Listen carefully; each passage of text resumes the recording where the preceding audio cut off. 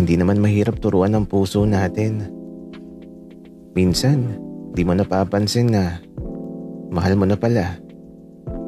Kaya ikaw, kapag nagmahal ka, huwag kang matakot na masaktan. At kung gusto mo talaga ang isang tao, huwag kang susuko hanggang may nakikita kang pag-asa. Dahil darating ang araw na mabibihag mo rin ng mailap niyang puso at mapapasayo ang laman ng bawat dalangin mo.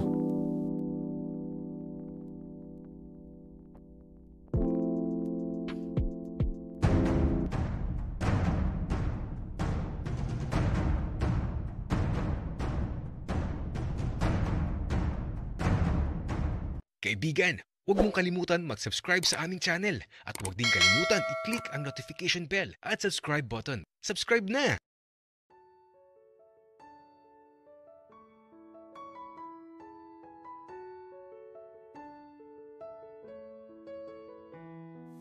Parang napakabilis ng mga pangyayari. Kasi naman, nung nakaraan nagtanong daw si Kuya Elias sa Tamanda. Pero di ako naniniwala dun. Pakiramdam ko, planado yun. At dahil lagi akong wala sa bahay, si Kuya Elias, ikakasal pala talaga. Kaya ito, naging abay ako at si Taki. Siyempre, bumili din ako ng isusot ni Taka. Kasi abay din siya. Nakakatawa nga ang kasal Kasi si Amanda G na G. Si Kuya naman parang nahihiya. Pero sa nakikita ko, mukhang okay naman sila. Mukhang masaya sila. Kaya nga habang ikinakasal sila, naglalakbay din talaga ang isipan ko.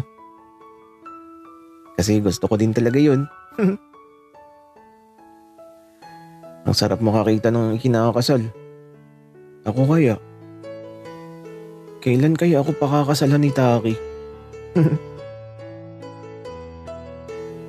Taki, tayo din Wika ko habang magkatabi kami sa upuan. Kairo, kung gusto mo, ngayon na din para masaya. Taki, ayoko. Bawal yun. Bawal ang sukob. Ayaw mo lang ata, Kairo. Okay, sige, bahala ka. Wika ni Taki. Ano ba yan, Taki? Bawal nga kasi ang sukob. Sige.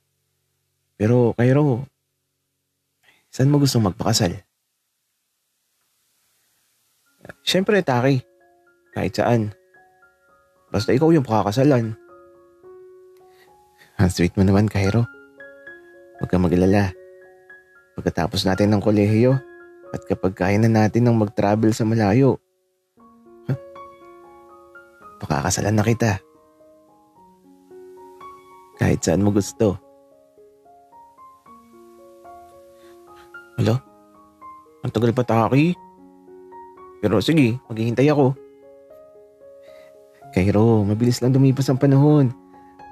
At di mo mapapansin na isang araw, nasa katuparan na tayo ng mga pangarap natin. Kung sa bagay, Taki, napakabilis lang lumipas ng panahon.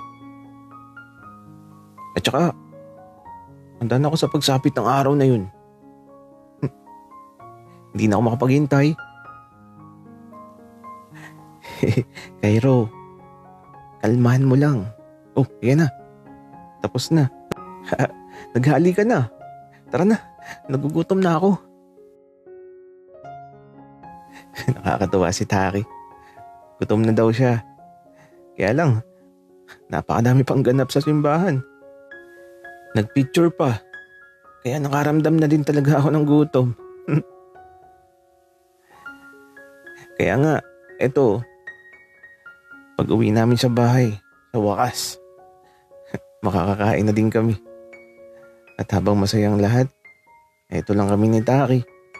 Masaya lang din sa nangyayari. Na parang kami lang din talaga ang bagong kasal. May sarili kasi kaming lamesa ni Taki. Nirequest ko kasi talaga kay kuya na nakabukod ang table namin sa tabi nila. Kaya ito, agaw eksena din talaga kami ni Taki. Kaya naman, masaya lang talaga ako at si Taki.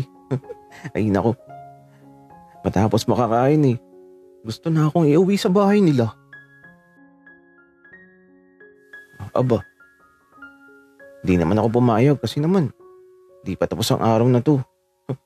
Madami pang magaganap. Kairo, okay lang ba kayo ni Taki dyan? Kuya, okay lang kami. Ikaw ba? Okay ka lang ba dyan? Okay lang naman kami ni Amanda. At saka nga pala, Kairo, paalis na rin kami mamaya ni Amanda. Mga 2 linggo kami mawawala. Dito ka muna sa bahay ha. Samahan mo si Papa at Mama. Opo kuya. Wika ako na lang kasi naman, ayun na, sasayaw na sila. Kailangan daw sumayaw para masabitan ng pera. Sana all. Sa bagay, ganito talaga ang kasal kapag probinsya. Uso pa din yung pagsasabit ng pera sa kinakasal. Kaya nakakatuwa talagang pagmasdan ni Kuya Elias at Ate Amanda. Nagkaroon tuloy ako ng ate. At sa bawat paglipas ng mga sandali, masayang-masaya lang talaga dito. Hanggang sa sumabit na ang oras kung saan aalis na sila kuya. Hindi ko alam kung saan sila pupunta. Basta sabi ni kuya, doon daw sila gagawa ng bata. Diyos ko. Kaya ayun, pag alis nila kuya, naiwan na kami dito kasama si Papa at Mama. Kaya naman, masasolo ko ang silid ni kuya. Dumiretso na kami kaagad sa silid. At ito, nahiga na kami sa kama na magkahawa kamay habang nakatitig sa malaking larawan na nasa kisame. Yung larawan namin ni Taki nung maliliit pa kami. Ang cute eh. Kaya sa kisame ko talaga nilagay para nakikita ko palagi. Pero, naisip mo ba na abot tayo sa ganito? Taki, sa totoo lang, oo. Hala, bakit naman Kairo? Bakit mo naisip agad yun? Ewan ko ba Taki? Basta, nung makita kasi kita doon sa simbahan, parang nagkaroon ng kulay yung mundo ko. Di na nga kita malimutan simula nung araw na yun. Ay, oo nga pala. Kaya pala napansin ko na malagkit ang mga tingin mo, Kairo. Pero natuwa ako sa'yo noon. Ang cute mo matulog eh. Naghihilig ka ng malakas. Uy, hindi talaga totoo yan, Taki. Tahimik lang ako matulog. Tahimik kapag may subo. Ay nako, Kairo. Matutulog na ba tayo?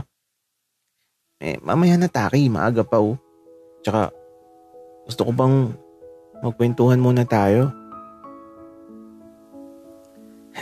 Kwentuhan lang ba? Talaga, Kairo? Bakit mo hawak yan si Junjun? Wala lang, Taki. Ayaw mo ba? Gusto ko syempre. Wika ni Taki. Ay nako, si Taki. Gusto din naman. Pero promise, kwentuhan lang talaga kami.